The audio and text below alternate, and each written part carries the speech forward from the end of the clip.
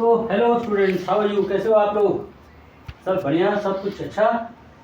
तो hope so सब कुछ अच्छा होगा आपके घर। इसी उम्मीद के साथ चलो आगे बढ़ते हैं हम लोग। और आज जो क्लास 11 में डिस्कस करने वाले हैं वो मैं पहले बता दूं आपको, उस पर डिस्कस करेंगे। देखिए, आज लेक्चर 7 डिस्कस करने वाला हूँ मैं आपसे विद 11 केमिस्ट्री। और चैप्टर तो आप फर्स्ट देख ही रहे हैं, जिसका नाम है बेसिक कॉन्सेप्ट। फुल नहीं लिखा है मैंने, बेसिक कॉन्सेप्ट ऑफ केमिस्ट्री है पहले चैप्टर का नाम, राइट। पर मैंने शॉर्ट लिख दिया है। लेकिन आज जो डिस्कस करने वाले हम लोग, atomic mass and molecular mass, this is not a big deal. इस पर थोड़ा सा कुछ करना हम लोग को, लेकिन इससे भी ज़्यादा इंपॉर्टेंट एक टॉपिक आज हम और डिस्कस करेंगे। देखिए, इसके atomic mass and molecular mass के लिए मैंने आपको लेक्चर नंबर 6 में थोड़ा कुछ बताया था।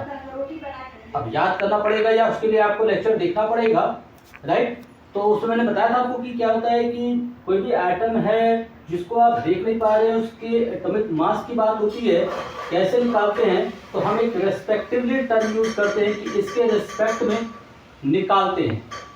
क्लियर? तो अब रेस्पेक्टिवली निकालते हैं तो कौन कौन सा है भाई वो? तो एक 3 स्केल के नाम आए थे, हाइड्रोजन स्केल, कार्बन स्केल और ऑक्सीजन स्केल। और उसमें कहा था मैंने कि हम लोग ज्यादातर कार्बन स्केल का यूज करते हैं। क्लियर? मेरा कहना नहीं है, साइंटिस्टों का ये कहना है कि हम लोग कार्बन स्केल को यूज करते हैं, ज्यादा बेटर रहेगा, राइट। क्यों भाई, ऐसा क्या हो गया कार्बन में जो बाकी सब में नहीं है? तो बता दिया उन्होंने कि भाई कार्बन स्केल में क्या एक खासियत है कि इसमें जो इसके C12 की जो एबंडेंस है, ऑकरेंस है, नेचर में बहुत ज्यादा है। क्लियर? इसके अलावा इसके मास को हम लोग एक परफेक्ट होल नंबर में काउंट कर लेते हैं, 12 यूनिट। तो ये दो ऐसी क्वालिटी है जिसकी वजह से कार्बन स्केल को हम लोग यूज करते हैं। ठीक है? तो अब कहीं ना कहीं जब ये बात हो गई तो फिर उस पर आगे क्या करें? आगे क्या करते हैं हम लोग, सारे जो एटम्स हैं उसके एटॉमिक मास को हम लोग लिखकर थोड़ा सा रख लेते हैं। And you know all know, अगर आप बुक में देखेंगे तो पूरा एक टेबल बना होगा, राइट, जिसमें उसके एटॉमिक मास को दिया होगा, है वो समझ में। तो हम लोग उसी की बात थोड़ा सा कर लेते हैं। अच्छा, जो अब आते हैं टर्म पे। देखिए, लिखा है atomic mass and molecular mass. देखो, एटॉमिक मास तो एटम का मास, मॉलिक्यूलर मास तो मॉलिक्यूल का mass. Molecule is a combination of various atoms, may be the same atom, right, may be the same atom. तो आपको हल्का फुल्का इसका कैलकुलेशन आना चाहिए। एग्जांपल के लिए अगर बात करें, अगर यहाँ पे हमने लिखा कि atomic mass, clear, atomic mass, is that clear? So mass of an atom,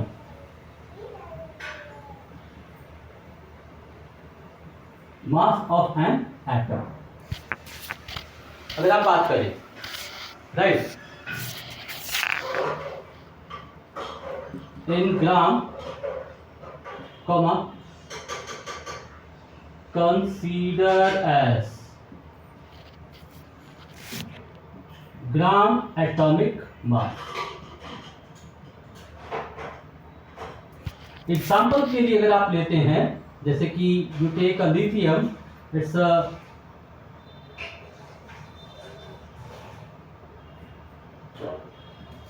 7 gram atomic mass, right. It means that is u से 7 ग्राम पर मोल। अब क्या है कि इसके बारे में बहुत ज्यादा डिस्कशन नहीं रह गया है। 7 ग्राम पर मोल मतलब क्या कि अगर आप लिथियम का 1 मोल लेते हैं तो आपको 7 ग्राम लिथियम लेना होगा। और 7 ग्राम पर मोल लेने का मतलब ये है कि आप टोटल कितने लिथियम एटम की बात कर रहे हैं, दैट इज एवोगाड्रो नंबर। ठीक है? तो ये एक मेन पॉइंट हो गया। ऐसे ही सारे एटम्स के लेने होते हैं, ऐसे सारे एटम्स के लिए होते हैं, चाहे वो सोडियम हो, लिथियम हो, पोटेशियम हो, कोई सा भी हो, आप ऐसे लेते हैं। लेकिन अगर इसको थोड़ा सा बदल दिया जाए, that is the molecular mass, molecular mass, right. तो मॉलिक्यूलर मास यानी कि mass of the molecule, right. भाई कोई सब ट्रांस उसका मास अपना होगा ही ना भाई। क्लियर? इंसान है तो इंसानों का मास, मास नहीं, राइट। तो इंसान को ये समझिए कि कोई भी ऑब्जेक्ट है उसका अपना क्या होगा, एक पर्टिकुलर वेट होगा, पर्टिकुलर मास होगा। तो आपको कैलकुलेट करना होता है। Anyway, molecular mass you can say mass of the molecule, ठीक है, mass of the molecules. Example कोई सा भी ले लीजिए, जैसे कि आपने ले लिया ओजोन मॉलिक्यूल O3। अच्छा, O3 आप देख रहे हैं ये होमोएटॉमिक टाइप का है। होमोएटॉमिक समझते हैं ना आप लोग? होमोएटॉमिक का मतलब होगा कि एक टाइप के एटम से बने, राइट। तो यहाँ पर 3 ऑक्सीजन है एंड वी ऑल नोज, नहीं जानते तो आज जान लेते हैं कि ऑक्सीजन का एटॉमिक मास 16 यूनिफाइड होता है। तो अगर आप यहाँ लिखते हैं 16, तो यू कैन से इट्स 48 ग्राम पर मोल। क्लियर? अब कभी कभार क्या होता है कि बच्चों को थोड़ी बहुत दिक्कत कहीं कहीं हो जाती है। कहाँ दिक्कत होती है देख लेते हैं हल्का सा। आपको जैसे दे दिया था है, ये हटा देता हूँ मैं, इसकी रिक्वायरमेंट नहीं है, इसे हटा देता हूँ मैं। देखिए मॉलिक्यूल आपको चेंज कर देगा, थोड़ा सा अलग कर देगा। एग्जाम्पल के लिए आपको दे दिया दैट इज CSO4.2H2O, ठीक है, CSO4.2H2, राइट। रिकॉर्ड कर देते एंड CSO4.12H2। दोनों का नाम तो सुना होगा आप लोगों ने, मेरे ख्याल से शायद सही सोच रहे होंगे आप लोग। This is what? जिप्सम। और वो क्या है? POP, प्लास्टर ऑफ पेरिस, ठीक है, plaster of Paris and gypsum. Anyway ये तो नाम की बात होगी, काम बात करते हैं। इसमें जैसे मान लीजिए, तो देखिए जैसे मान लीजिए कि ये एग्जांपल आपको दिया है, तो हम लोग से गलती कहाँ होती है, कहाँ पे हम लोग मिस्टेक कर देते हैं। कभी कभार, ऐसा हमेशा तो नहीं, कभी कभार मिस्टेक कर देते हैं। मुझे निकालना है इस मॉलिक्यूल का मोलर मास निकाल देना है, राइट। इसमें कॉन्स्टिट्यूएंट्स कौन कौन से हैं? तो कैल्शियम जिसका 40 होता है, सल्फर जिसका 32 होता है, ऑक्सीजन जिसका 16 है, और हाइड्रोजन जिसका यहाँ पर 1 है। तो हमें सबसे पहले यही पता होना चाहिए, राइट।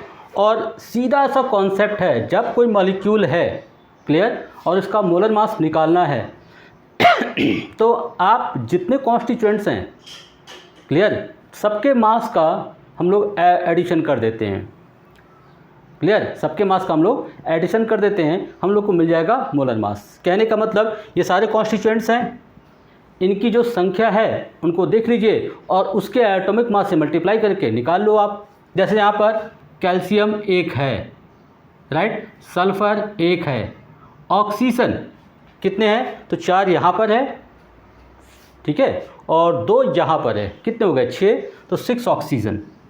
और हाइड्रोजन कितने हैं? 2 2 जा 4 हाइड्रोजन है। क्लियर? निकाल लीजिए। 1 × 40 प्लस 1 × 32 प्लस 1 × 16 प्लस 4 × 1, जो आएगा वही इसका मोलर मास होगा। That is the 40 plus 32 plus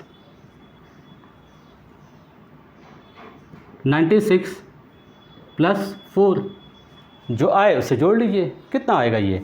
140 70, यानी कि 172 ग्राम पर मोल। Is that clear? या फिर दूसरा तरीका ये है कि आप इसके मास को निकालना है, एकदम डायरेक्ट निकाल लीजिए, कहीं कोई प्रॉब्लम नहीं आएगी। डायरेक्ट कहने का मेरा मतलब ये है, कैल्शियम 40 प्लस सल्फर 32 प्लस 4 × 16। अब ये यहाँ पे डॉट का मतलब ये मल्टीप्लाई नहीं होगा, बल्कि यहाँ भी सब कुछ ऐड करना है, प्लस अब यहाँ पे 2 इसके साथ मल्टीप्लाई है, तो आप थोड़ा सावधानी के लिए 2 यहाँ पे मल्टीप्लाई कर दीजिए पूरे वाटर मॉलिक्यूल के साथ। 2 हाइड्रोजन, तो 2 × 1 प्लस 16 निकाल दीजिए, रिजल्ट वहीं आना है। 40 प्लस 32 प्लस 64 प्लस 16 प्लस 2 18, 18 2 जा 36, निकाल दीजिए। समझ गए आप लोग? आ जाएगा कितना ये?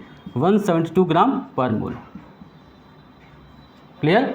और अगर ऐसे दिया है तो भी घबराने की ज़रूरत नहीं है भैया, तो मैथ है, क्लियर, केमिस्ट्री का कोई रोल ही नहीं है। निकाल दीजिए। That is the 40 plus 32 plus 4 × 16 plus यहाँ हाफ तो हाफ कर दीजिए, ब्रैकेट ले लीजिए, 2 + 16 तो 40 + 32 + 64 प्लस हाफ इंटू 18, राइट। निकाल दीजिए, जो आएगा वो इसका हो जाएगा।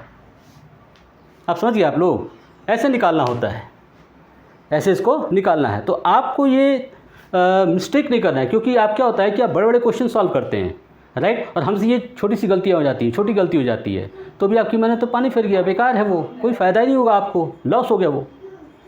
क्लियर। तो हमको ये गलतियाँ भी नहीं करनी है, ठीक है, क्लियर, ताकि एकदम क्वेश्चन हमारा परफेक्ट वे में आगे बढ़ सके। हो गया यहाँ तक। चले अब देखिए, मैं आपको समझाता हूँ कुछ और चीज़ें, ठीक है। एक तो ये हो गया, मैं आपको समझाता हूँ कुछ और चीज़ें। देखो जैसे क्या है कि एटॉमिक मास और मॉलिक्यूलर मास, ठीक है, एटॉमिक मास और मॉलिक्यूलर मास के बाद एक छोटा सा पॉइंट जो डिस्कस होगा इसमें, वो है कंसंट्रेशन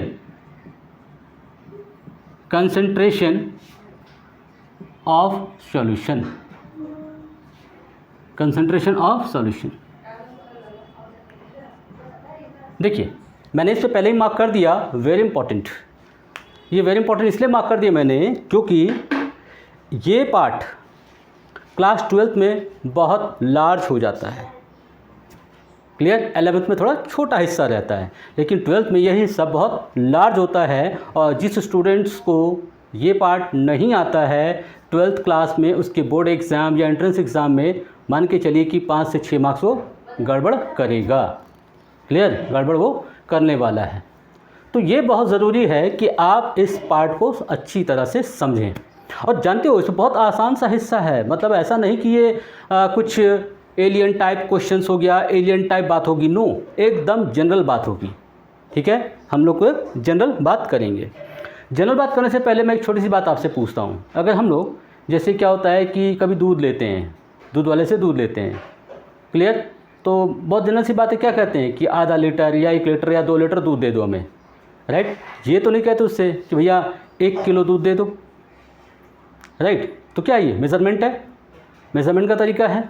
अब अगर मैं आपसे पूछूं कि क्या दूध में सिर्फ पानी है, तो आपका आंसर आएगा नहीं सर, दूध में पानी नहीं है। क्लियर। तो फिर क्या है भाई, दूध में पानी नहीं है तो उसमें बहुत सारी चीज़ें मिक्स हैं।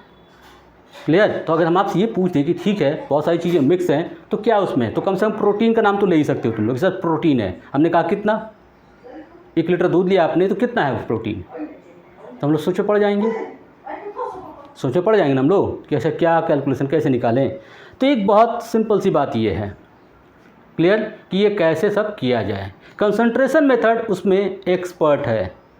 क्लियर। कंसंट्रेशन मेथड आपको समझाता है कि हम लोग कैसे निकालें, आई बात समझ में।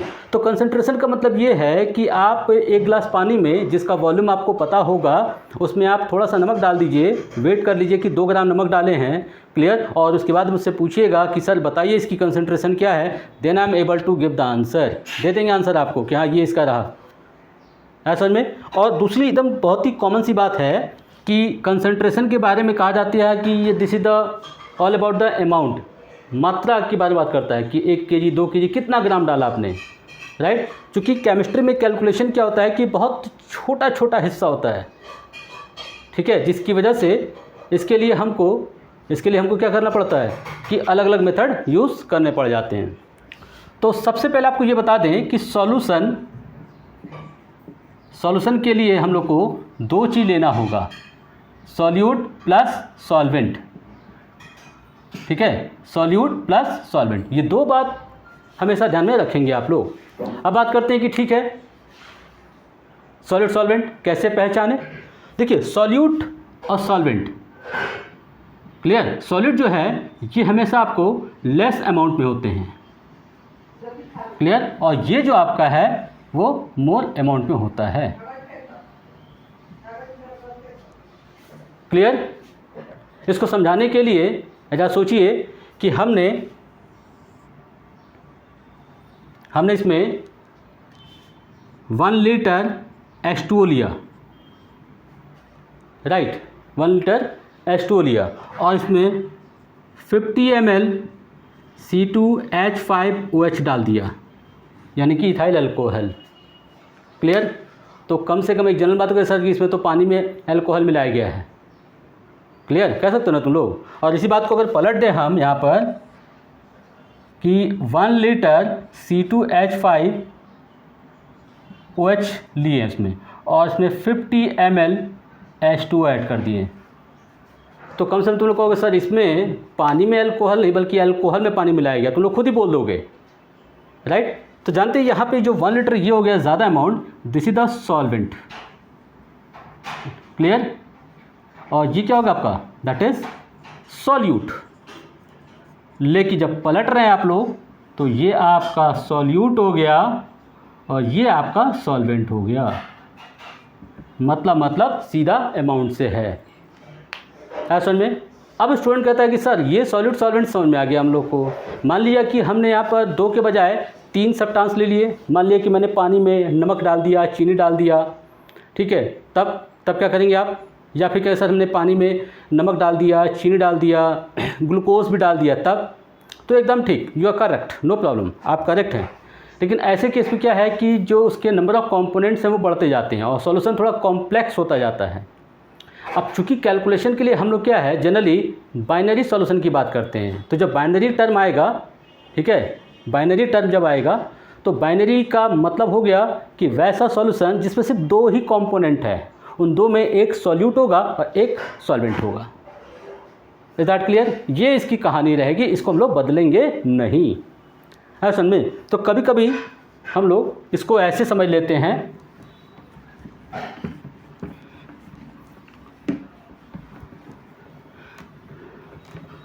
देखिए इसको समझने के लिए हम लोग बात कर लेते हैं।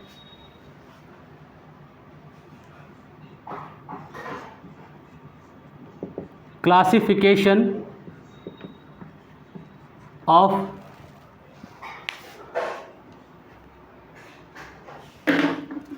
सॉल्यूशन,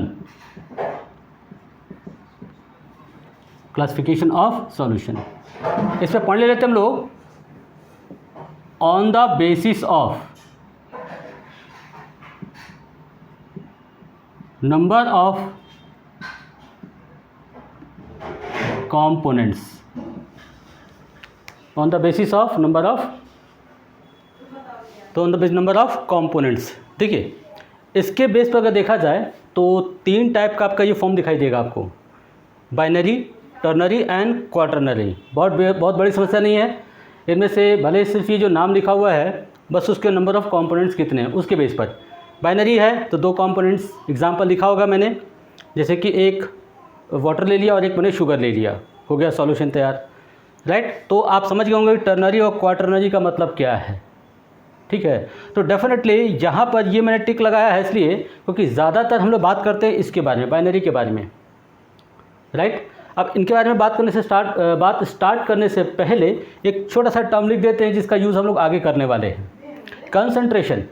ठीक है, देखिए कंसंट्रेशन का क्या है, it indicates about amount of solute in solution. सीधी सी बात है, सॉल्यूशन आप बनाने जा रहे हैं, सॉल्वेंट आपने लिया है, तो जो सॉल्यूट आप डालेंगे उसका कुछ अमाउंट तो आप डालेंगे, क्लियर? अब उसकी स्ट्रेंथ क्या है, उसकी कंसंट्रेशन क्या है, ये तो आपको पकड़ना पड़ेगा, उसको पहचानना पड़ेगा, राइट? तो वही आपका हम लोग इंडिकेट करेंगे हम लोग। अब आगे देखते हैं हम लोग कि ठीक है, ये हो गया हमारा। बात करते हैं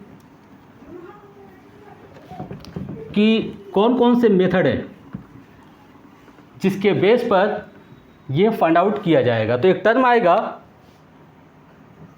मेथड्स टू कैलकुलेट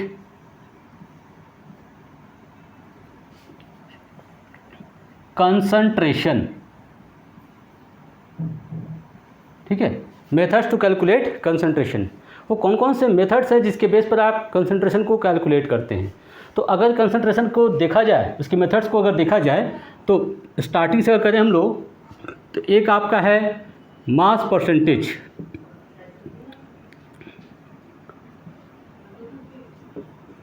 दूसरा आपका है वॉल्यूम परसेंटेज, क्लियर? थर्ड आप ले सकते हैं mass by volume percentage.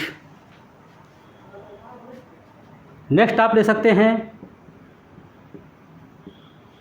Molarity. Next आप ले सकते हैं, अगर आपने पढ़ा होगा तो जरूर दिमाग में लगा देंगे आप लोग, मोलालिटी। नेक्स्ट आप ले सकते हैं नॉर्मैलिटी। नेक्स्ट आप ले सकते हैं मोल फ्रैक्शन। क्लियर। नेक्स्ट आपका है पार्ट्स पर मिलियन। और एक और आप ले सकते हैं, दैट इज फॉर्मेलिटी। तो आप देख सकते हैं ये सारे मेथड्स आपको यूज़ करने होंगे। क्लियर। ये सारे मेथड्स आपको यूज़ करने हैं, पर मैं आपको बता दूं कि आपको ज़्यादा यहाँ पे यूज़ नहीं करना है, आपको कम ही यूज़ करने हैं। 12th में ये सारे करने होते हैं आपको, अगर आप 12th में होते तो आपको ये सारे करने होते हैं, लेकिन 11th में आपको कुछ ही हिस्सा करना है। कौन कौन सा करना है मैं आपको बता देता हूँ, ये हम लोग डिस्कस करेंगे। तो देखिए ये सारे मेथड्स हो गए, इनमें से कुछ ऐसा होगा जो आप लोग क्लास 9th में पढ़ चुके होंगे। 9th में जो पढ़ा होगा सर कि हाँ ये ऐसा होता है वैसा होता है, जो पढ़ा होगा आप लोगों ने, एटलीस्ट मास परसेंटेज के बारे में आप लोगों ने ज़रूर पढ़ा होगा, राइट। तो इस पर क्वेश्चन जो हैं वो दो तरीके से आते हैं, दो तरीके से मेन क्वेश्चन होते हैं। एक क्वेश्चन तो डायरेक्ट है कि भाई न्यूमेरिकल्स, क्लियर, भरपूर न्यूमेरिकल्स आपको इसमें से दिए जाएंगे। दूसरा तरीका होता है ये है कि इसका क्वेश्चन पूछने का कि इसके जो थ्योरी वाले पॉइंट्स होते हैं उनमें से कुछ अच्छी बातें निकाल कर क्वेश्चंस के रूप में डाल देते हैं। ठीक है, पहला पार्ट क्या है, न्यूमेरिकल्स, जो डायरेक्ट न्यूमेरिकल्स ही है, खूब न्यूमेरिकल्स है। दूसरा पार्ट ये है कि थ्योरी से ही कुछ अच्छे पॉइंट्स को निकाल के वो डाल देते हैं क्वेश्चन के तौर पर। ठीक है, जैसे क्वेश्चन के तौर पे ये होगा कि बताइए इनमें से कौन कौन सा ऐसा कंसंट्रेशन मेथड है जो टेम्परेचर पे डिपेंड करता है, और कुछ ऐसे भी है जो टेम्परेचर पे डिपेंड नहीं करता है। तो भैया आप बताइए कौन डिपेंड करते हैं, तो क्वेश्चन पूछ लेगा आपसे, वो बताना होगा। ठीक है, या ऐसे और भी बहुत क्वेश्चंस पॉसिबल हैं। अब अगर पढ़ते हैं थोड़ा सा आगे दिखाना चाहें आपको कि ये मेथड्स हो गए, तो अब इसमें सबसे पहले मास परसेंटेज की अगर बात करें, ठीक है, मास परसेंटेज, जिसको हम लोग परसेंटेज मास भी ऐसे दिखा सकते हैं हम लोग, राइट। जहाँ तक कैलकुलेट करने की बात है, तो भाई कैसे आप कैलकुलेट करेंगे, तो परसेंटेज मास निकालने का सिंपल सा तरीका होता है, जिसका निकालना है उसके मास को आप ऊपर रख दीजिए, अपॉन टोटल मास सॉल्यूशन का, जिससे आप ले रहे हैं टोटल मास, इनटू आप 100 कर दीजिए, निकल गया आपका percentage mass of solution, right. Clear. इसमें एक एग्जांपल के तौर पे आपको हम दिखा देते हैं, बहुत ही कॉमन एग्जांपल। सपोज करिए कि आपको मैंने दिया CaSO4 कैल्शियम सल्फेट, क्लियर, और मैंने कहा कि इनमें 3 कंपोनेंट हैं, एक कैल्शियम है, एक सल्फ़र है और एक ऑक्सीजन है, 3 कंपोनेंट हैं। क्लियर। मैंने कहा कि बताइए इसके टोटल मास में सल्फ़र का मास परसेंटेज क्या होगा, तो मैंने उसको अंडरलाइन कर दिया कि ये लिया भैया सल्फ़र, इसका मास परसेंटेज आप निकाल के दिखाइए। क्लियर। तो सीधा होगा कि परसेंटेज मास ऑफ सल्फ़र मुझे निकालना है, अगर सल्फ़र निकालना है तो मास ऑफ सल्फ़र को ऊपर रख देंगे upon total mass into 100।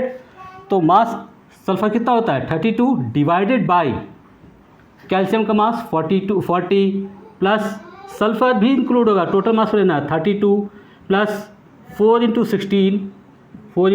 16 into what 100। ठीक है, अब आप लोग निकाल सकते हैं 32 अपॉन 40 प्लस 32 प्लस 64 तो 40 प्लस 32 प्लस 64 इंटू आप 100 कर दीजिए और निकाल लीजिए। क्या निकाल लेंगे आप लोग, देख लीजिए 32, ये कैसे निकालना होगा,